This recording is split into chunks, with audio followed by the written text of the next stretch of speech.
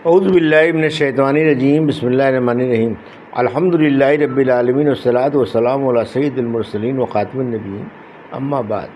صحیح بخاری باب کتاب الاخبار الاحاد، حدیث نمبر 7257، اردو ترجمہ۔ ہم سے محمد بن بشار نے بیان کیا، کہا ہم سے غنزر نے بیان کیا، کہا ہم سے شعبہ نے بیان کیا، ان سے زبید نے، ان سے سعد بن عبیدہ نے، ان سے ابو عبد الرحمن نے، اور ان سے حضرت علی رضی اللہ عنہ نے کہ نبی کریم صلی اللہ علیہ وسلم نے ایک لشکر بھیجا اور اس کا امیر ایک صاحب عبداللہ بن حذافہ سہمی کو بنایا۔ پھر اس نے کیا کیا کہ آگ جلوائی اور لشکریوں سے کہا کہ اس میں داخل ہو جاؤ، جس پر بعض لوگوں نے داخل ہونا چاہا، لیکن کچھ لوگوں نے کہا کہ ہم آگ ہی سے بھاگ کر آئے ہیں۔ پھر اس کا ذکر آقا صلی اللہ علیہ وسلم سے کیا تو آپ نے ان سے فرمایا جنہوں نے آگ میں داخل ہونے کا ارادہ کیا تھا کہ اگر تم اس میں داخل ہو جاتے تو اس میں قیامت تک رہتے، اور دوسرے لوگوں سے کہا کہ اللہ تعالیٰ کی نافرمانی میں کسی کی اطاعت حلال نہیں، اطاعت صرف نیک کاموں میں ہے۔ حدیث نمبر 7258 اور 7259، اردو ترجمہ۔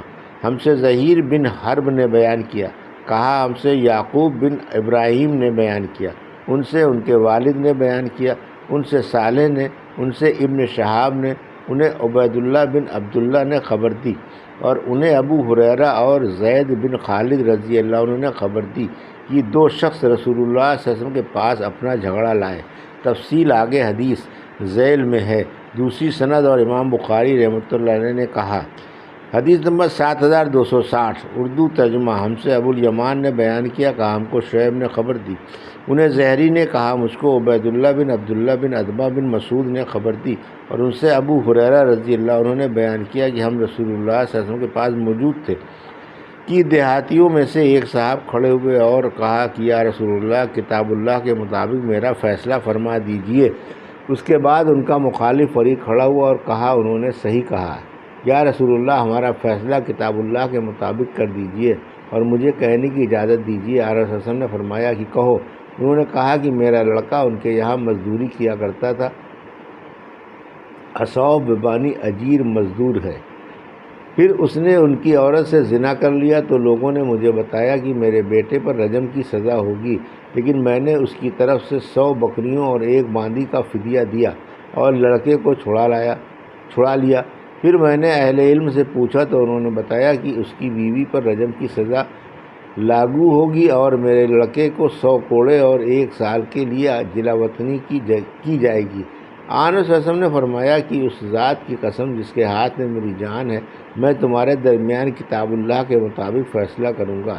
باندی اور بکریاں تو اسے واپس کر دو، اور تمہارے لڑکے پر 100 کوڑے اور 1 سال جلا وطنی کی سزا ہے، اور اے انیس قبیلہ اسلم کے ایک صحابی، اس کی بیوی کے پاس جاؤ، اگر وہ زنا کا اقرار کرے تو اسے رجم کر دو۔ چنانچہ انیس رضی اللہ عنہ ان کے پاس گئے اور اس نے اقرار کر لیا۔ پھر انیس رضی اللہ عنہ نے اس کو سنسار کر ڈالا۔ حدیث نمبر 7261، اردو ترجمہ۔ نبی کریم صلی اللہ علیہ وسلم کا زبیر رضی اللہ عنہ کو اکیلے کافروں کی خبر لانے کے لیے بھیجنا۔ ہم سے علی بن عبداللہ نے بیان کیا، کہا ہم سے سفیان بن عینیہ نے بیان کیا، کہا ہم سے محمد بن المنقدر نے کہا کہ میں نے جابر بن عبداللہ رضی اللہ عنہ سے سنا، بیان کیا کہ غزوہ خندق کے دن نبی کریم صلی اللہ علیہ وسلم نے دشمن سے خبر لانے کے لیے صحابہ سے کہا تو زبیر رضی اللہ عنہ تیار ہو گئے، پھر ان سے کہا تو زبیر رضی اللہ عنہ تیار ہوئے، پھر بھی انہوں نے ہی آمادگی دکھلائی۔ اس کے بعد آپ صلی اللہ علیہ وسلم نے فرمایا کہ ہر نبی کے حواری یعنی مددگار ہوتے ہیں، اور میرے حواری زبیر رضی اللہ عنہ ہیں۔ اور سفیان بن عینیہ نے بیان کیا کہ میں نے یہ روایت ابن المنقدر سے یاد کی، اور ایوب نے ابن المنقدر سے کہا اے ابو بکر، یہ محمد بن منقدر کی کنیت ہے، ان سے جابر رضی اللہ عنہ کی حدیث بیان کیجیے، کیونکہ لوگ پسند کرتے ہیں کہ آپ جابر رضی اللہ عنہ کی احادیث بیان کریں۔ تو انہوں نے اس مجلس میں کہا کہ میں نے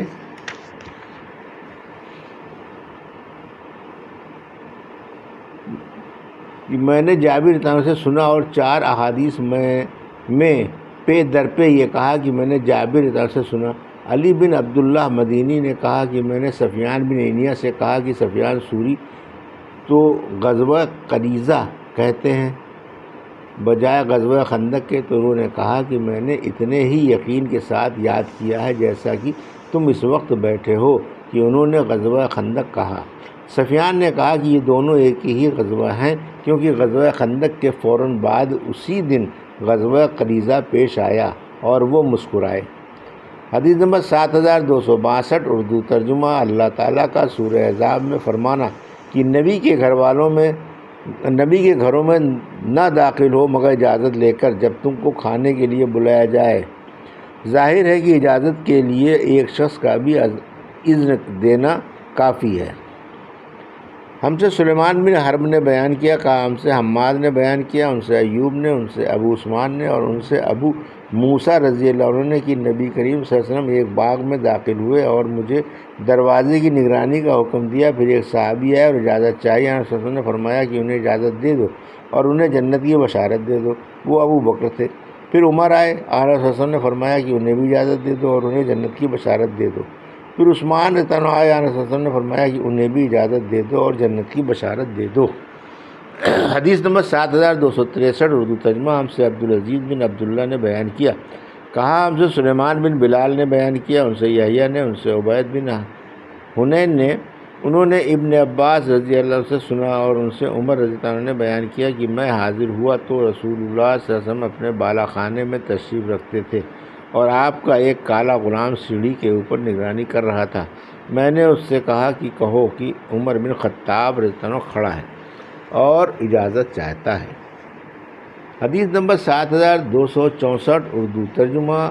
نبی کریم صلی اللہ علیہ وسلم کا عاملوں اور قاصدوں کو یک کے بعد دیگرے بھیجنا۔ ابن عباس رضی اللہ عنہ نے بیان کیا کہ نبی کریم صلی اللہ علیہ وسلم نے وحید الکلبی رضی اللہ عنہ کو اپنے خط کے ساتھ عظیم بصرہ کے پاس بھیجا کہ وہ یہ خط قیصر شاہ روم تک پہنچا دیں۔ ہم سے یحییٰ بن بکیر نے بیان کیا، انہوں نے کہا مجھ سے لیث بن سعد نے بیان کیا، ان سے یونس نے بیان کیا، ان سے ابن شہاب نے بیان کیا، انہیں عبید اللہ بن عبداللہ بن عتبہ نے خبر دی، انہیں عبداللہ بن عباس رضی اللہ عنہ نے خبر دی کہ رسول اللہ صلی اللہ علیہ وسلم نے کسرا پرویز شاہ ایران کو خط بھیجا، اور قاصد عبداللہ بن حذافہ رضی اللہ عنہ کو حکم دیا کہ خط بحرین کے گورنر منظر بن ساوی کے حوالے کریں، وہ اسے کسرا تک پہنچائے گا۔ جب کسرا نے وہ خط پڑھا تو اسے پھاڑ دیا۔ مجھے یاد ہے کہ سعید بن مسیب نے بیان کیا کہ آپ صلی اللہ علیہ وسلم نے اسے بددعا دی کہ اللہ انہیں بھی ٹکڑے ٹکڑے کر دے۔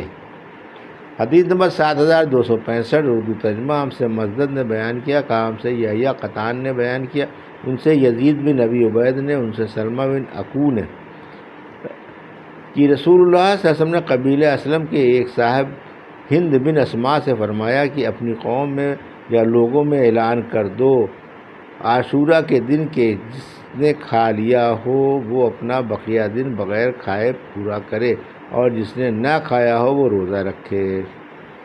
حدیث نمبر 7266 اردو ترجمہ۔ وفود عرب کو نبی کریم صلی اللہ علیہ وسلم کی یہ وصیت کہ ان لوگوں کو جو موجود نہیں ہیں دین کی باتیں پہنچا دیں۔ یہ مالک بن حویرث صحابی نے نقل کیا۔ ہم سے علی بن الجعد نے بیان کیا، کہا ہم کو شعبہ نے خبر دی۔ دوسری سند امام بخاری رحمۃ اللہ علیہ نے کہا کہ اور مجھ سے اسحاق بن راہویہ نے بیان کیا، کہا ہم کو نظر بن شمیل نے خبر دی، کہا ہم کو شعبہ نے خبر دی۔ ان سے ابو جمرہ نے بیان کیا کہ ابن عباس رضی اللہ عنہ مجھے خاص اپنے تخت پر بٹھا لیتے تھے۔ انہوں نے ایک بار بیان کیا کہ قبیلہ عبدالقیس کا وفد آیا۔ جب وہ لوگ نبی کریم صلی اللہ علیہ وسلم کی خدمت میں پہنچے، آن صلی اللہ علیہ وسلم نے پوچھا کس قوم کا وفد ہے؟ انہوں نے کہا کہ ربیہ قبیلے کا۔ عبدالقیس اسی قبیلے کی ایک شاخ ہے۔ آن صلی اللہ علیہ وسلم نے فرمایا کہ مبارک ہو صفت کو، یا یوں فرمایا کہ مبارک ہو بلا رسوائی اور شرمندگی اٹھائے آئے ہو۔ انہوں نے کہا یا رسول اللہ، ہمارے اور آپ کے بیچ میں مضر کافروں کا ملک پڑتا ہے۔ آپ ہمیں ایسی بات کا حکم دیجیے جس سے ہم جنت میں داخل ہوں اور اپنے پیچھے رہ جانے والوں کو بھی بتائیں۔ پھر انہوں نے شراب کے برتنوں کے متعلق پوچھا تو آن وسلم نے انہیں 4 چیزوں سے روکا اور 4 چیزوں کا حکم دیا۔ آپ نے ایمان باللہ کا حکم دیا۔ دریافت فرمایا، جانتے ہو ایمان باللہ کیا چیز ہے؟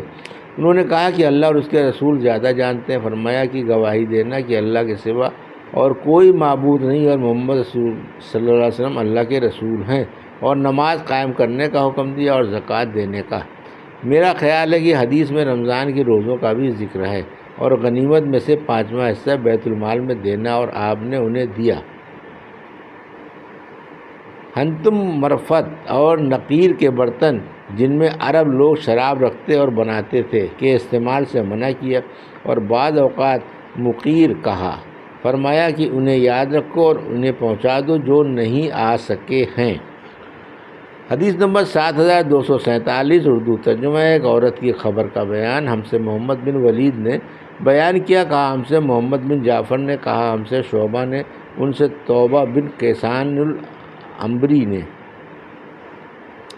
بیان کیا کہ مجھ سے شعبی نے کہا کہ تم نے دیکھا امام حسن بصری نبی کریم صلی اللہ علیہ وسلم کی کتنی حدیث مرسلاً روایت کرتے ہیں۔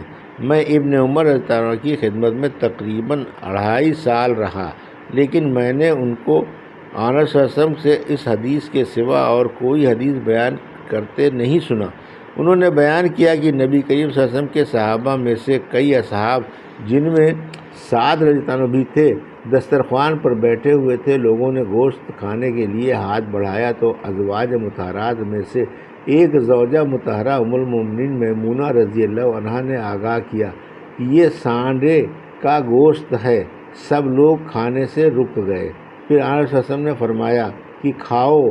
آپ نے کلو فرمایا یا اطعمو اس لیے کہ حلال ہے، یا فرمایا کہ اس کھانے میں کوئی حرج نہیں، البتہ یہ جانور میری خوراک نہیں ہے، مجھ کو اس کے کھانے سے ایک قسم کی نفرت آتی ہے۔ یہ تھی صحیح بخاری باب کتاب الاخبار الاحاد کی حدیث نمبر 7257 سے 7267 کا اردو ترجمہ، جو ابھی آپ نے سماعت فرمایا۔ اللہ سے دعا ہے کہ اللہ ہمیں حدیثوں کی صحیح سمجھ عطا فرما اور ان پر عمل کرنے کی توفیق عطا فرما، آمین یا رب العالمین۔